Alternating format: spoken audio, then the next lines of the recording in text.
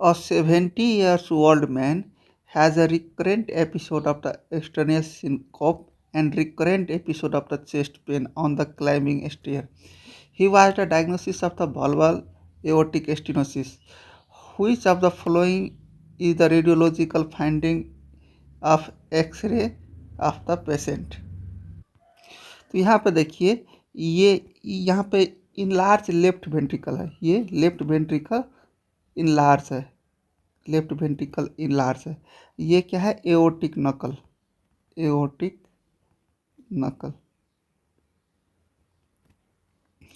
और ये क्या हो गया? Descending aorta, descending aorta dilated, dilated. तो यहाँ देखिए 70 ईयर्स का मैन है, पेशेंट है, उसको सिनकॉप हुआ है और चेस्ट पेन है और डायग्नोसिस दिया है एओर्टिक स्टेनोसिस। एओर्टिक स्टेनोसिस का ट्राइड क्या होता है? निमोनिक्स है, सैड, एसिडी सैड। यस मीन्स क्या हुआ? Syncope, syncope. A means angina, chest pain, और डी मीन्स डिस्निया, डिस्निया। और देखिए एंजाइना और डिस्निया क्यों होता है? लेफ्ट वेंट्रिकुलर हाइपरट्रोफी के कारण, लेफ्ट वेंट्रिकुलर हाइपरट्रोफी के कारण एंजाइना और डिस्निया होता है। क्योंकि लेफ्ट वेंट्रिकुलर हाइपरट्रोफी होगा तो क्या होगा? लेफ्ट एट्रियल का प्रेशर इंक्रीज हो जाएगा, लेफ्ट एट्रियल का प्रेशर इंक्रीज हो जाएगा। और लेफ्ट एट्रियल का प्रेशर इंक्रीज हो जाएगा तो क्या होगा? Congestion in lungs, congestion in lungs, then lead to the pulmonary edema, pulmonary edema। और pulmonary edema होगा तो क्या होगा? डिस्निया होगा। और एओर्टिक स्टेनोसिस का चेस्ट एक्सरे फाइंडिंग क्या होता है? एक होता है कार्डियोमेगाली, कार्डियोमेगाली, और सेकेंड होता है कार्डियोथोरासिक रेशियो इंक्रीज होता है। अब कार्डियोथोरासिक यहाँ पर देखिए, ये कार्डियो हुआ और ये थोरैसिक हुआ, ये कार्डियो थोरैसिक का रेशियो, सीटी रेशियो इंक्रीज होता है एओर्टिक स्टेनोसिस में। तो ऑप्शन में देखिए ये डायलेटिक एओर्टिक होता है, जो डायलेटिक एओर्टिक होता है ये मार्फन सिंड्रोम में दिखाई देता है, मार्फन सिंड्रोम में। और मार्फन सिंड्रोम में होता है ये बाद में एओर्टिक रिडुकेशन करता है, क्योंकि ये बल्ब नैरो कर देता है। उसके बाद डबल एट्रियल शैडो, यहाँ पर डबल एट्रियल शैडो है नहीं, और डबल एट्रियल शैडो किस में दिखाई देता है? मिट्रल स्टेनोसिस में। इसके बाद widening of aortic mediastinum, widening of aortic mediastinum किस में दिखाई देता है? एओर्टिक डिसेक्शन में, एओर्टिक डिसेक्शन में। और post stenosis dilation of aorta, post stenosis dilation of aorta क्या करता है? लेफ्ट वेंट्रिकुलर हाइपरट्रोफी करवाता है। और लेफ्ट वेंट्रिकुलर हाइपरट्रोफी करवाने से क्या होगा? लेफ्ट एट्रियल का प्रेशर इंक्रीज होगा, और लेफ्ट एट्रियल प्रेशर इंक्रीज होगा तो क्या होगा? पल्मोनरी एडेमा होगा, और पल्मोनरी एडेमा होगा तो क्या होगा? डिस्निया होगा, डिस्निया होगा और चेस्ट पेन होगा। तो आंसर कौन सा हुआ? D. A 50-year-old man present with the recurrent episode of the chest pain on exertion. He is the diagnosed case of the chronic stable angina. On routine monitoring, BP is found to be the consistently elevated. Which of the following is the best drug of the management of this patient? यहाँ पे देखिए chronic stable angina diagnosis दिया है, तो chronic stable angina के लिए treatment हम क्या करेंगे? क्रोनिक स्टेबल एंजाइना में सबसे पहला मेन प्रायोरिटी हमारा क्या रहता है? फर्स्ट प्रायोरिटी क्या रहता है? इस्कीमिया को मैनेज करना, इस्कीमिया को मैनेजमेंट करना। इस्कीमिया मैनेजमेंट करने के लिए क्या करेंगे? NBM, NBM, NBM. N means क्या हुआ? नाइट्रेट, नाइट्रेट, नाइट्रेट देंगे। लेकिन नाइट्रेट एवॉइड करेंगे कब? कब नहीं देंगे पेशेंट को? Less than 90 mmHg systolic blood pressure रहेगा तो एवॉइड करेंगे। इफ़ नाइट्रेट 3 टाइम डिस्पाइट हो जाएगा तो तब हम कौन सा मेडिसिन देंगे? मॉर्फिन। तो यम से क्या हो गया? मॉर्फिन।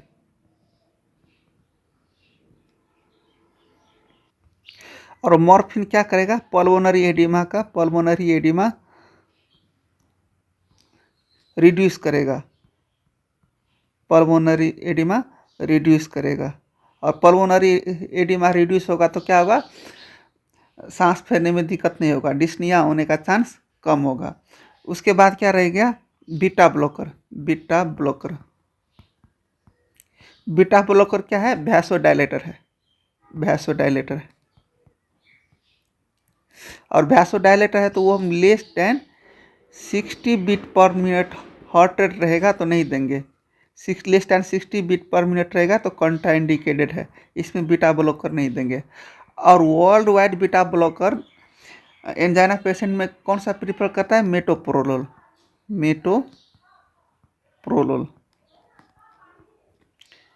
तो एक इस्कीमिया हो गया। उसके बाद हम क्या चलाएंगे? Dual antiplatelet therapy.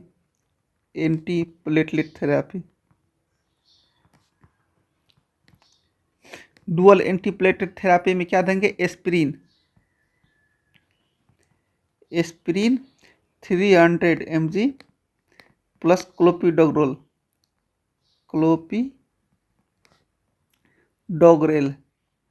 300 mg और नेक्स्ट डे 75 mg।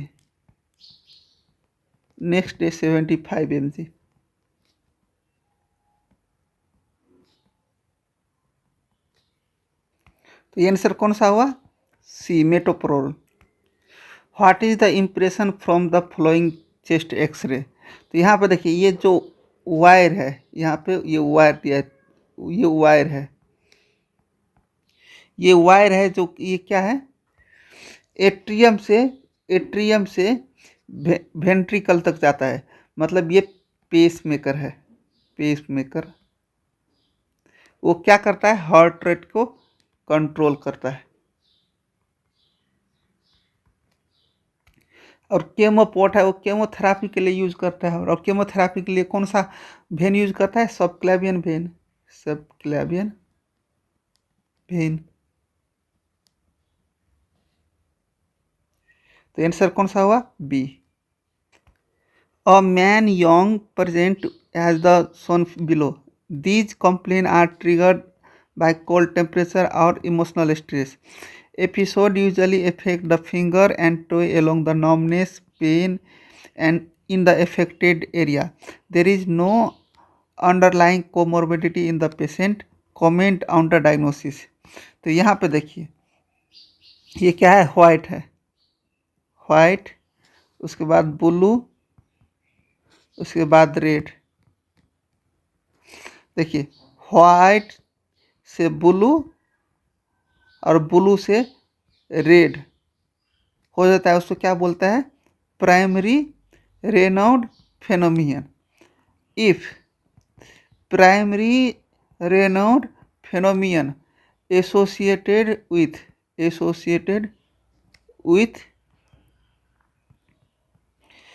कोई भी ऑटो इम्यूनो डिजीज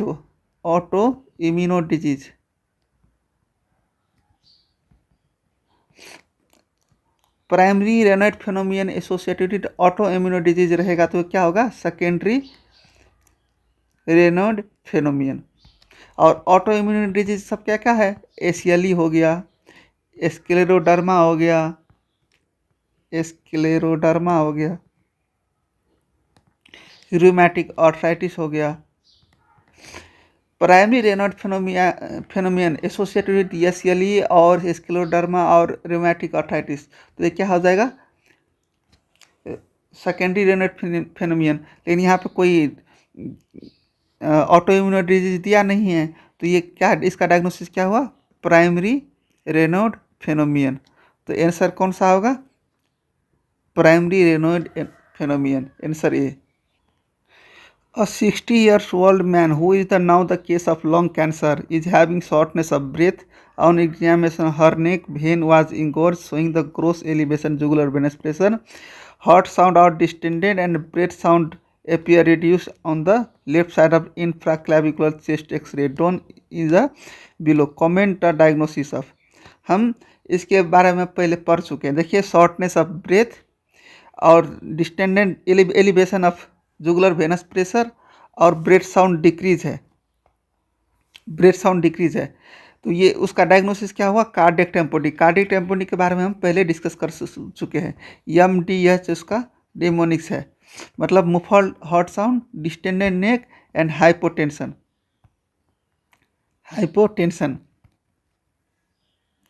तो इसका डायग्नोसिस क्या हो गया? देखिए, डिस्निया क्यों हो रहा है? क्योंकि ये लेफ्ट साइड है और लेफ्ट साइड में जो कंप्रेशन होता है लंग्स कंप्रेशन के कारण होता है. और लंग कंप्रेशन क्यों होता है? पेरिकार्डियल इफ्यूजन में फ्लूइड ज़्यादा हो जाता है, तो पेरिकार्डियल इफ्यूजन में मैसिव फ्लूइड एक्यूमुलेट हो जाता है, तो इसलिए डिस्निया होता है. तो इसका आंसर कौन सा हुआ? ए. इसके बारे में हम पहले डिस्कस कर चुके हैं. Next, in the given tracings on the HB interval denote. तो यहाँ पर देखिए, जो PA जो इंडिकेट है, ये क्या है? SA node to AB node. AH जो है, AH क्या डिनोट करता है? AB nodal conduction time. और बंडल ऑफ हीस क्या इंडिकेट करता है? सॉरी, HB क्या इंडिकेट करता है? Bundle of His to bundle branch.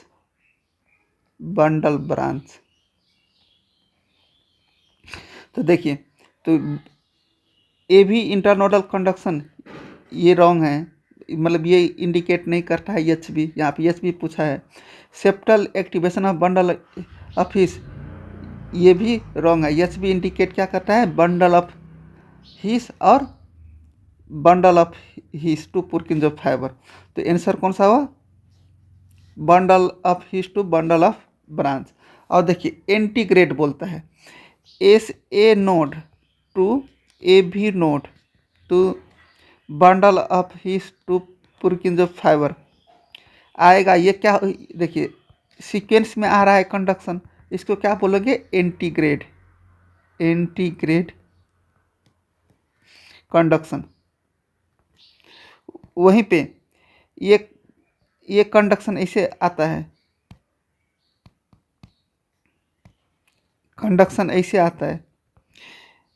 यहीं पे ये कंडक्शन ऐसे नहीं आके ऐसे चले जाएगा, तो उसको क्या बोलते हैं? Retrograde conduction. और रेट्रोग्रेड कंडक्शन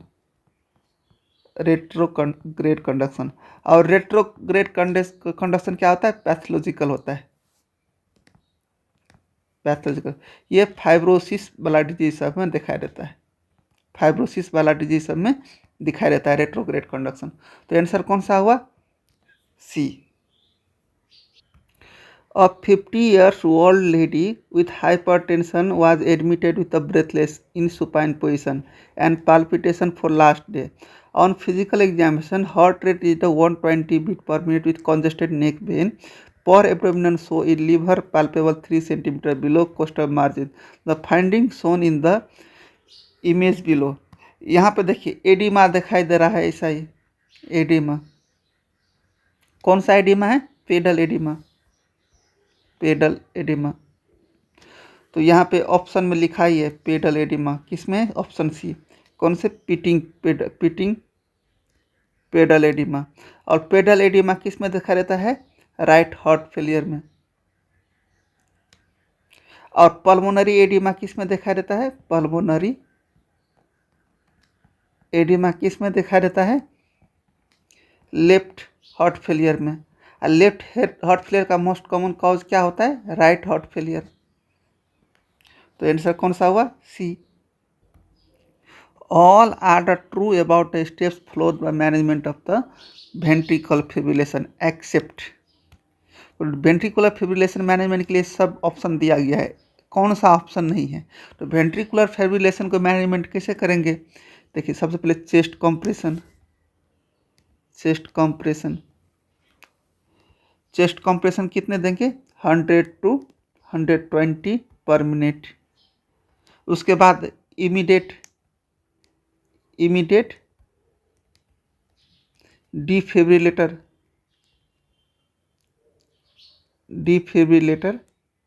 यूज करेंगे, है ना। एंड रिज्यूम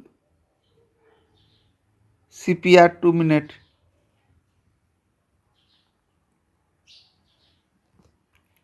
उसके बाद 2 मिनट चेस्ट कंप्रेशन देंगे, 2 मिनट क्या देंगे, चेस्ट कंप्रेशन। फिर चेस्ट कंप्रेशन के बाद क्या करेंगे, रिपीट शॉक देंगे, रिपीट शॉक। फिर चेस्ट कंप्रेशन देंगे, चेस्ट कंप्रेशन क्या करेंगे, कंटिन्यू, चेस्ट कंप्रेशन कंटिन्यू करेंगे। उसके बाद क्या करेंगे, IV एंड एसेस करेंगे, इंट्रावेनस एसेस करेंगे। और एडवांस एयरवे देंगे, एडवांस एयरवे। और उसके बाद फिर इफिनेफ्रिन देंगे, इपिनेफ्रिन 1:10,000 में डाइल्यूट करके। उसके बाद फिर शॉकेबल रिदम देखेंगे, शॉकेबल रिदम देखेंगे।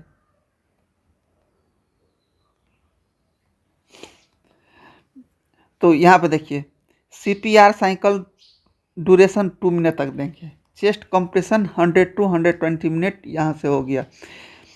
चेस्ट CPR फ्लोर बाद इमीडिएट डीप, देखिए चेस्ट कंप्रेशन दिए, उसके बाद इमीडिएट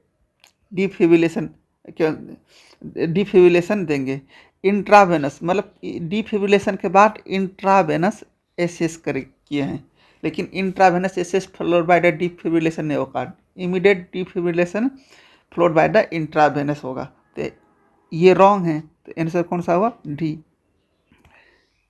कमेंट डायग्नोसिस, यहाँ पे डायग्नोसिस कमेंट करने के लिए बोलता है कि, तो यहाँ पे देखिए टी वेव इन्वर्सन है, यहाँ पे टी वेव इन्वर्सन,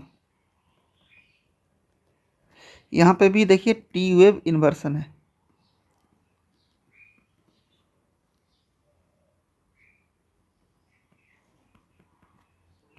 यहाँ पे भी देखिए टी वेव इन्वर्सन है, टी वेव इन्वर्सन है।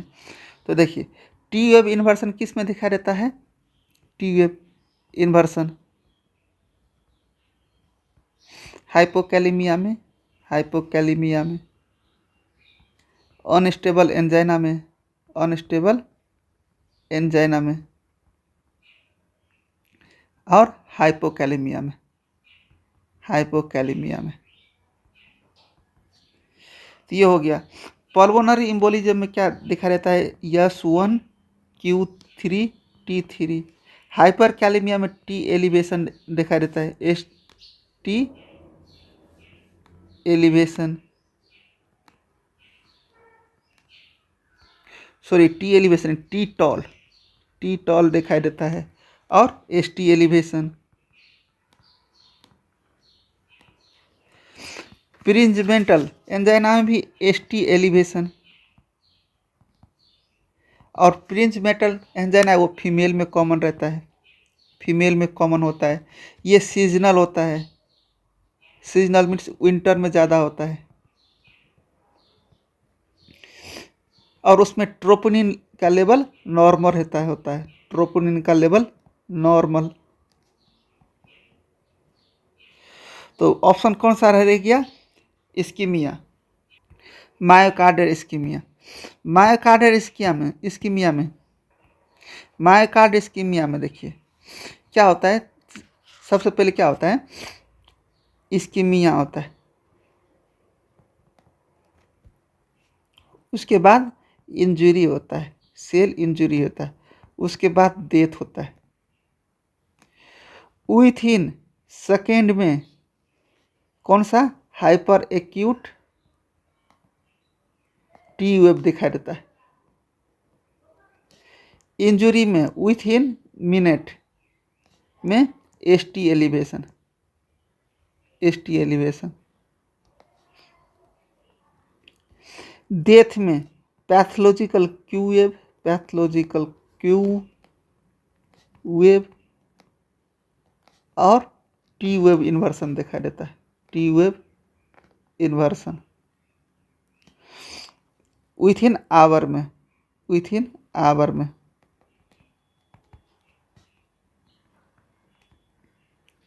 और मायोकार्डियल इन्फेक्शन का most common cause of death क्या होता है? Most common cause of death ventricular fibrillation और pulseless ventricular tachycardia, pulseless ventricular tachycardia. यहाँ पे आंसर कौन सा हुआ? B. Which of the following is used in management of this 65 years old patient with respiratory distress? Bedside echo show the ejection fraction 35।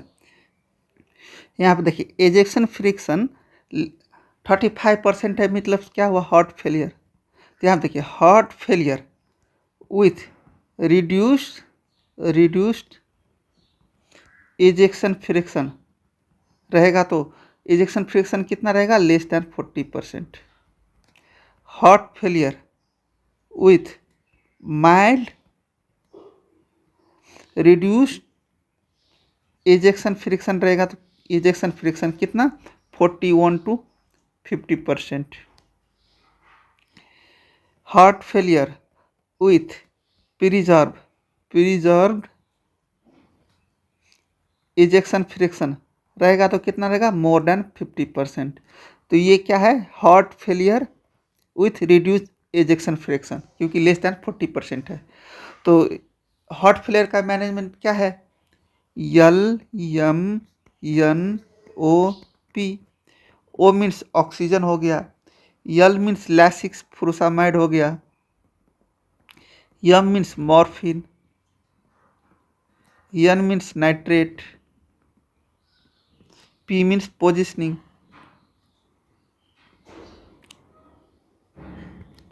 यहाँ पे देखिए answer कौन सा हुआ? Lasix, nitrate, morphine. आंसर सी।